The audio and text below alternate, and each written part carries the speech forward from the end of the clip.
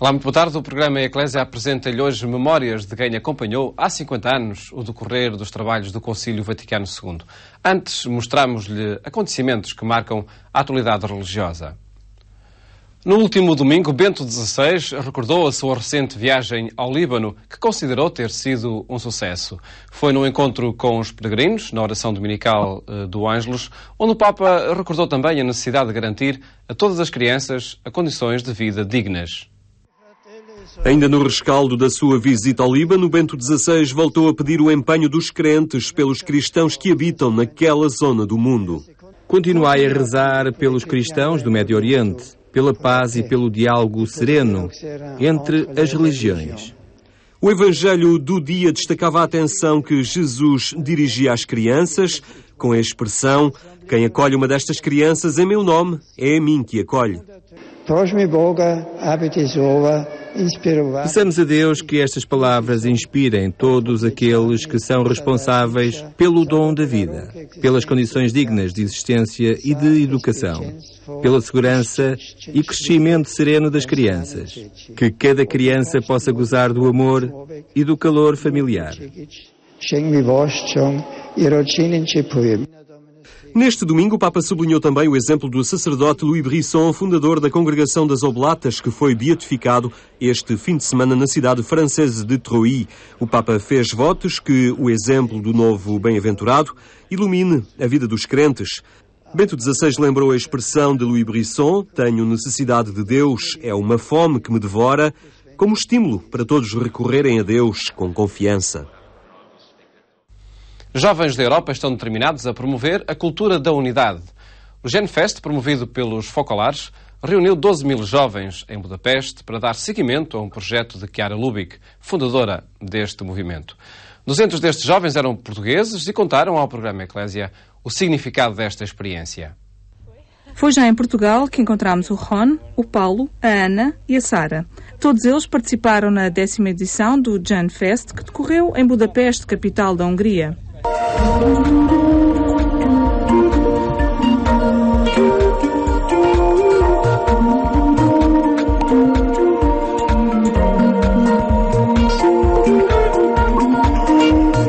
Os números falam por si. 12 mil jovens, mais de 100 nacionalidades diferentes e cerca de 3 mil voluntários, para juntos celebrarem uma experiência de vida, mas também de ação social, a unidade. Para mí ha sido una experiencia que me ha abierto mucho los ojos y me ha hecho... Para mim foi uma experiência que me abriu os olhos e permitiu observar que é possível lutarmos por este ideal do mundo unido. Serviu também como um impulso para o meu dia-a-dia, na cidade onde vivo, em San Sebastián, para lutar por este ideal e compartilhá-lo com os outros. E também compartilhá-lo com os demais.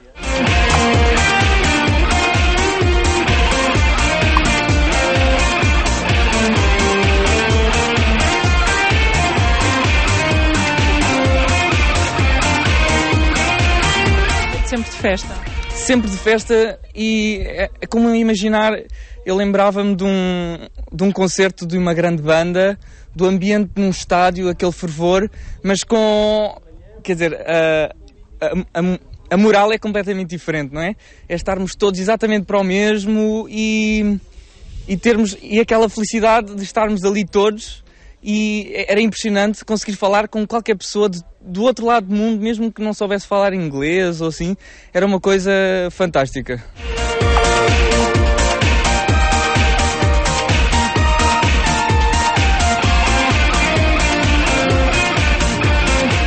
Mudou a minha visão do mundo unido, no sentido em que cada vez mais me apercebo que somos culturas muito diferentes, podemos até não ter as mesmas crenças, mas que as pessoas querem apontar para este mundo melhor, querem apontar para este mundo mais unido e que se calhar nem sempre o conheceram e que também nos cabe a nós levá-lo onde quer que nos encontremos. E encontrar ali jovens que se calhar não tinham as mesmas convicções que eu, ou até tinham outros modos de se exprimir, mas que queriam construir a mesma coisa, foi algo extremamente enriquecedor e que também me faz querer continuar a construir isto com todos e não só com todas aquelas pessoas que passam ao nosso lado.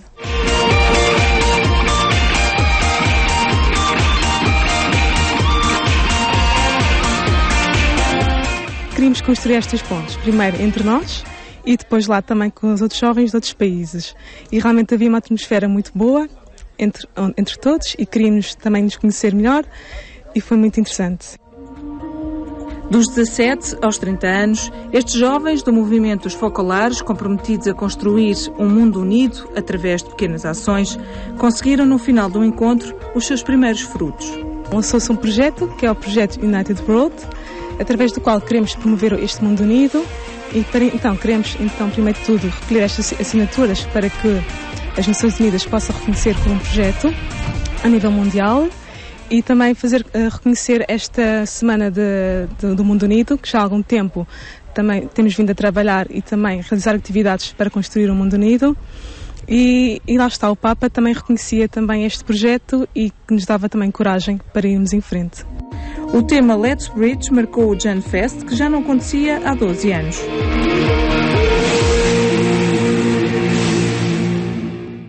A Diocese de Coimbra tem em curso um projeto de reestruturação pastoral. As alterações demográficas no território da Diocese levaram o Bispo diocesano a adequar os recursos disponíveis às necessidades pastorais dos diferentes locais. Este projeto esteve em debate nas jornadas de pastoral do clero da Diocese de Coimbra. O Seminário de Coimbra serviu de encontro para as jornadas de pastoral do clero, onde se debateu a necessidade de reestruturação da Diocese após algumas mudanças demográficas ocorridas na região. Há necessidade de uma reestruturação, que há necessidade de repensarmos as chamadas regiões pastorais, que na Diocese de Coimbra são 4 e que para já continuarão a existir, embora haja alguns aspectos que precisem de ser modificados. Havia uma necessidade extrema de rever os arciprestados e houve um trabalho que se foi fazendo e que está a chegar agora a esta fase conclusiva, com esta Assembleia do Clero, que vão passar a ser cerca de metade daquilo que eram antes, porque houve a diminuição da população, houve a diminuição do número de clero, de recursos, de meios, e para que de facto tenham capacidade para fazer um trabalho missionário, é a palavra que temos sobre a mesa, é missão. E há necessidade de reorganizar as paróquias em unidades pastorais mais vastas, porque de facto hoje uma paróquia por si mesma, na maior parte dos casos, não tem capacidade. É já no próximo mês que vão decorrer as primeiras reuniões da nova configuração dos arciprestados, que passam para metade. Uma mudança que exige adaptação e disponibilidade, segundo o prelado. Exige uma reconfiguração do trabalho, os sacerdotes vão mudar, por assim dizer, de equipa, vão entrar numa relação direta de programação, etc., com outros sacerdotes e com outros leigos com quem não estavam habituados. Portanto, as mudanças exigem sempre uma adaptação e uma abertura de espírito, mas eu penso que é possível fazer isso, uma vez que esta Assembleia está precisamente a manifestar essa disponibilidade das pessoas. A Diocese prepara-se também para a abertura solene do novo ano pastoral, que será no próximo dia 7 de outubro, com uma Assembleia Diocesana. Como forma de viver o ano da fé, vão ser organizadas um conjunto de 15 catequeses para que todos na Diocese façam o seu caminho de aprofundamento da fé. E para o final do ano está agendada uma peregrinação a Fátima. A Faculdade de Teologia da Universidade Católica Portuguesa está a promover um ciclo de debates para assinalar os 50 anos do Concílio Vaticano II. Mais do que fazer memória desta efeméride, esta é uma iniciativa para recordar a atualidade das propostas saídas dessa reunião magna da Igreja Católica. Abriu os trabalhos há 50 anos e decorreu ao longo de 4. O Concílio Vaticano II continua a orientar a vivência da Igreja e dos católicos nos dias de hoje. Os documentos aqui produzidos continuam a ser lidos, relidos, estudados e refletidos e a suscitar todo o interesse no seio eclesial. Aprová-lo, uma sala cheia naquele que foi o primeiro de um ciclo de debates sobre o Concílio lançado pela Faculdade de Teologia da Universidade Católica Portuguesa. Os objetivos fundamentais deste ciclo são, efetivamente, recordar a efeméride dos 50 anos do Concílio. Mas não é propriamente recordar uma efeméride, é fazer e tomar iniciativas para que o Concílio continue vivo na Igreja e os seus documentos continuem a ter o lugar que devem ter no cotidiano da nossa reflexão e da nossa vivência cristã. José Eduardo Borges de Pinho abria o ciclo de debates com a Constituição Lumen Gentium, a luz dos povos, sobre a natureza e constituição da Igreja. Um documento onde se reafirmaram várias verdades eclesiológicas, mas um texto que abriu várias questões e que ainda hoje estão longe de ser esgotadas. Borges de Pinho dava como exemplo que até na estrutura da própria Constituição a primazia é dada ao povo de Deus e não à hierarquia da Igreja. Isso foi uma pequena revolução, no sentido de que chamou a atenção que era preciso toda uma outra maneira de olhar para a Igreja e tirar daí as consequências, depois em termos de ministérios, em termos de corresponsabilidade, sinodalidade, etc. Ora bem, isto está um caminho que começou, mas que hoje ainda está, obviamente, por potenciar e concretizar em muitos aspectos. Longe dos debates, se o concílio está ou não esgotado, o que importa neste ciclo de conferências é olhar os dinamismos que este acontecimento imprimiu à Igreja, aferir da sua atualidade e tornar os seus documentos realidades vivas. Um concílio vem para responder a novos problemas, a novas inquietações. Eu acho que o melhor sinal da vitalidade do concílio é dizer que ele não fechou a Igreja, é que ele abriu a Igreja. E porque abriu a Igreja, certamente vão aparecendo também novos problemas e novas necessidades também de reflexões. Portanto, eu não contraponho este dilema que aparece por muitas vezes. O concílio já fechou e agora vamos abrir um novo. O novo virá por ele. E vale por ele, como este vale por si e continua vivo, e a sua teologia. Provavelmente o concílio teve intuições ousadas e elas não se esgotam no tempo, nem mesmo em 50 anos. E eu acho que isso é que é importante nós tomarmos consciência disso. Este ciclo de debates terá uma periodicidade mensal e decorrerá ao longo deste ano letivo. O próximo terá lugar a 10 de outubro e Dom Nuno Brás, Bispo Auxiliar de Lisboa, abordará a Constituição Dei Verbum, em português, a revelação divina.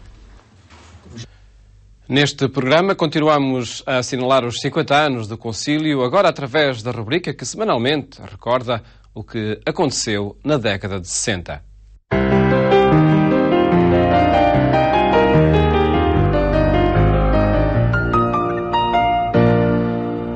Muito boa tarde, estamos de volta novamente para olhar o Concílio Vaticano II e a realidade social e eclesial que levou à convocação desta grande reunião de Igreja. Doutora Emília Nadal, obrigado por estar uma vez mais na nossa companhia. É uma artista plástica, uma pintora, alguém com sensibilidade suficiente para perceber a estética necessária, ao fim e ao cabo, também para falar do transcendente aos homens. Falámos num dos nossos encontros do Movimento de Renovação da Arte Religiosa, que se situa nesta altura. Havia gente, e frequentava uma escola de belas artes, que começou a ter esta percepção de que o lugar do culto, a participação das pessoas na liturgia, já não se coadunava propriamente com grandes templos, igrejas majestosas, revivalistas do passado, mas que se pretendiam agora novos espaços de encontro que integrassem a comunidade. Fala-nos um bocadinho desses tempos que, ao fim e ao cabo, traziam também novidade na linha estética, na linha da arquitetura. Sabe, eu sempre fui um bocadinho outsider ao movimento de renovação da arte religiosa. Digamos que eu, quando tomei consciência da existência dele, já estava no fim, já estava a terminar o seu momento de maior importância.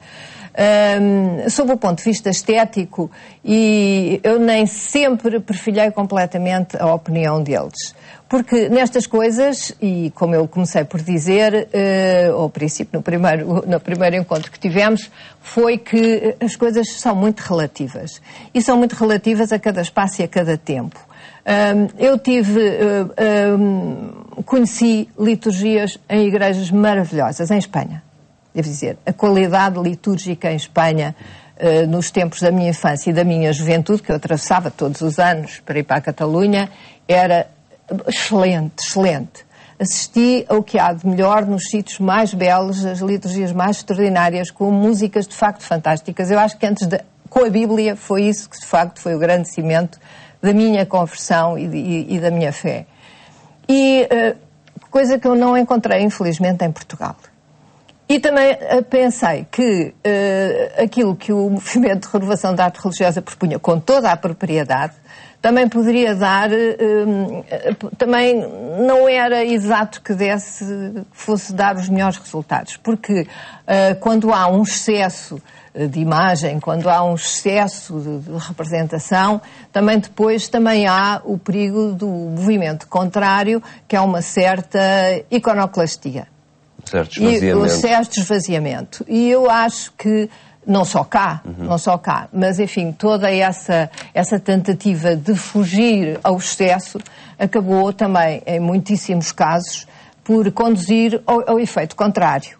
E se o excesso de linguagem, e por outro lado, com uma grande diferença, é que a liturgia tem a ver não só com aquilo com os ambientes, com aquilo que vemos, com as imagens, mas também tem a ver com a palavra. Não é? E o concílio trouxe-nos a tradução para as línguas vernáculas. E então achou-se que a língua vernácula resolvia tudo. E não resolve. Desinvestiu-se. Não resolve. Desinvestiu-se em toda uma situação.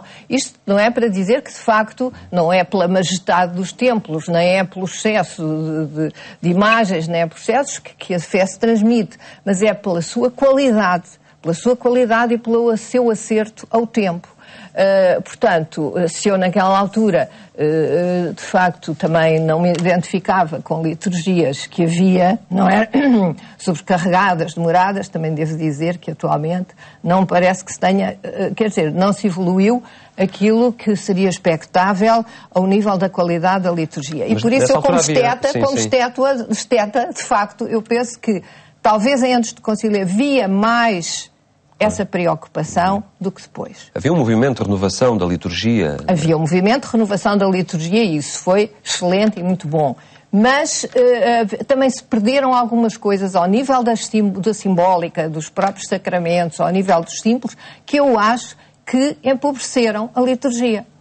Havia um maior comprometimento antes das pessoas? Sabia-se efetivamente as coisas e hoje, se calhar, diluiu-se tudo? Não, acho que se sabe muito mais. Porque hoje em dia o que eu acho é que há explicações a mais. A liturgia não precisa de grandes explicações, não precisa de 30 homilias ao longo de uma missa. A liturgia, quando é a verdadeira liturgia, é realmente isso, é toda uma celebração que envolve toda a pessoa, envolve todo o ambiente e que, portanto, as palavras têm que ser muito comedidas, explica-se antes. Talvez antigamente a catequese fosse, de facto, mais estrita e mais direita ao assunto. Mas as pessoas, as pessoas rezavam o terço na missa e tudo isso, que foi considerado, foi muito mal, e que foi desmotivado, exatamente para provocar, ou melhor, para proporcionar, para ajudar as pessoas a participar mais. Quer dizer, a ideia da participação é boa. Falava-se da Assembleia Celebrante, não é? Da Assembleia Celebrante. Mas a Assembleia Celebrante também é uma Assembleia que precisa de silêncio. Precisa de introspeção. E, portanto, não é por se falar, nem por se agitar, nem por se falar tudo na nossa língua, que às vezes as coisas melhoram, às vezes até pioram. Vai parecer estranho que eu, que defendi outras coisas, agora dizer isto. Não sou absolutamente a favor da reforma litúrgica, mas a sua aplicação tornou-se muito mais difícil. Muito mais difícil. Percebe-se menos o transcendente, a beleza do mistério, é isso? Sem dúvida nenhuma, porque algumas delas parecem uma reunião como outra qualquer. E a liturgia não é uma reunião como outra qualquer. Não se pode, se nós dizemos que celebramos os santos mistérios, não celebramos os santos mistérios como jantamos em nossa casa, ou como vamos ao restaurante, ou como falamos uns com os outros, ou como cantamos num estádio, ou numa festa. Falta a dimensão de sagrado. Há uma falta de dimensão realmente do sagrado e da oração. E não há espaço, muitas vezes, para que a pessoa, com a preocupação de ser tão comunitário, não há espaço para a pessoa encontrar um cantinho, um bocadinho, muitas vezes depois de uma semana muito atrapalhada e muito cheia de trabalho, e quando pensa que vai realmente encontrar-se com Deus no silêncio, porque também, e com a comunidade, tem que ensaiar, tem que fazer, tem que acontecer, tem que ir daqui, tem que ir da para lá. Portanto, o problema da reforma litúrgica, que é ótima, é o problema da sua aplicação e do bom senso da sua aplicação. E que às vezes o querer o ótimo, às vezes o querer não se tem o melhor nem sequer o bom.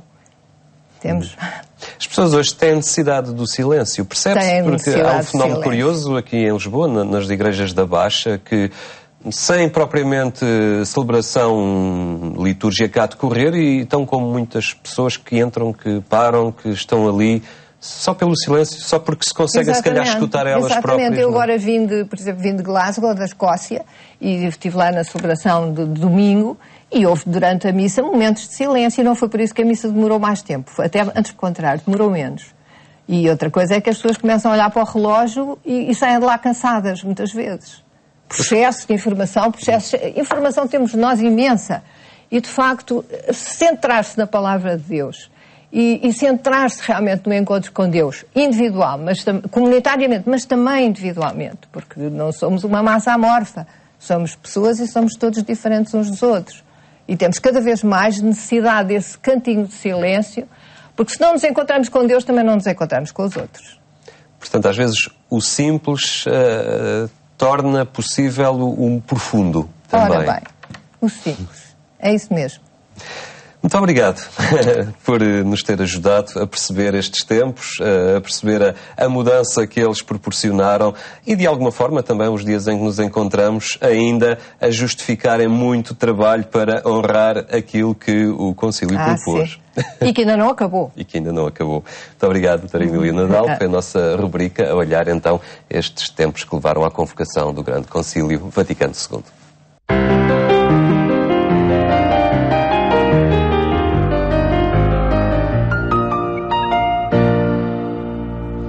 E assim chega ao fim o programa de hoje. Os conteúdos aqui apresentados, como os do programa Eclésia na Antena 1, podem ser revisitados no portal de informação da Igreja Católica em Portugal, em agência.eclesia.pt. Desejo-lhe um bom fim de tarde e até amanhã, se Deus quiser.